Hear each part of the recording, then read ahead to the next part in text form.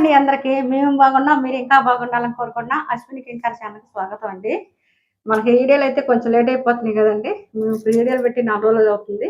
అలా ఎందుకయిందంటే వీడియోలయితే చాలా తీసుకున్నామండి.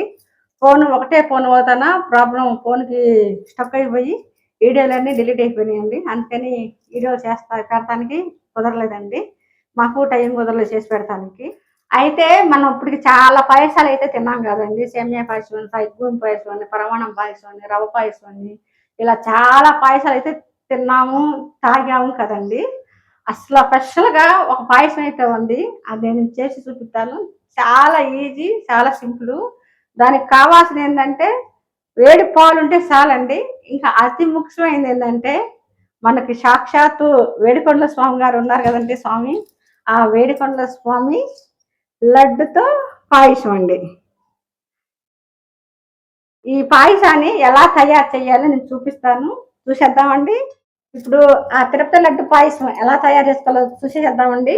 ఇదిగండి నాకైతే శివారు లడ్డు అయితే వచ్చింది. మేమైతే తిరుపతి వెళ్ళలేదు. కానీ మాకు శివారు లడ్డు ఇప్పటికి మధ్యన చాలా వస్తున్నాయి. ఇప్పుడు ఈ లడ్డు ఉంది కదా, మనం లడ్డు మొత్తం చేసుకోవచ్చు. కావాలంటే సగమైన చేసుకోవచ్చు. అంటే మన ఇంట్లో ఎంతమంది ఉంటారో ఆ లెక్క ప్రకారం చేసుకోవచ్చు. ఇదిగోండి ఇప్పుడు నేనైతే సగం చేస్తాను. సగం రేపు తవ్వుతారంట. అసలు ఎంత బాగున్నదంటండి. ఇదిగోండి ఇప్పుడు ఈ లడ్డు ఉంది కదా, ఇలా మనం నలిపేసేసుకుంటే ఇలా నలిపేసేసుకొని అంతా మొత్తం బాగా నలుపుకోవాలండి. నలిపేసేసుకొని అసలు మనము ఎప్పుడు ఇలాంటి పాయసం అనేది తినే రకం అండి. అసలు ఎంత బాగుంటుందో మీ దగ్గర ఉంటే చేసుకోండి. ఇదిగోండి ఇప్పుడు అయిపోయింది కదా, దీంట్లోకి మనం ఏమి వేయక్కర్లా. వేడి వేడి ఇదిగోండి పాలు పోస్తే చాలు. వేడి పొగలొస్తా ఉండాలి. వేడి వేడి పాలు పోసి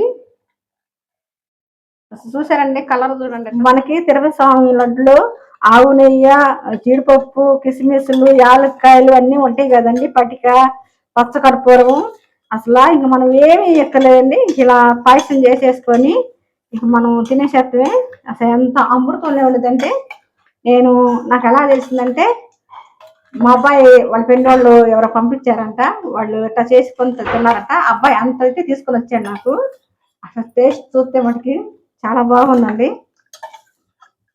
ఇదండి మన పాయసం అయితే తయారైపోయింది. ఇంకింతేనండి. ఇదిగోండి శ్రీవారి లడ్డు పాయసం, తిరుపతి లడ్డు పాయసం. ఇదిగోండి నేను తిని చూపిస్తాను.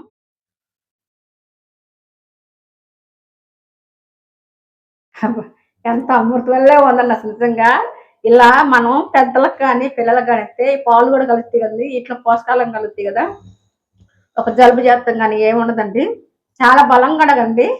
ఇలా తిరుపతి స్వామి లడ్లు వస్తే మనకి ఇలా చేసుకోండి. చాలా చాలా బాగుంటుంది. అయితే లేట్ అవుతుంది చెప్పే కానీ ఫోన్ ఒకటే అవుతానా కొంచెం తీసుకుంటా ఇల్లు కొరట్లేదు.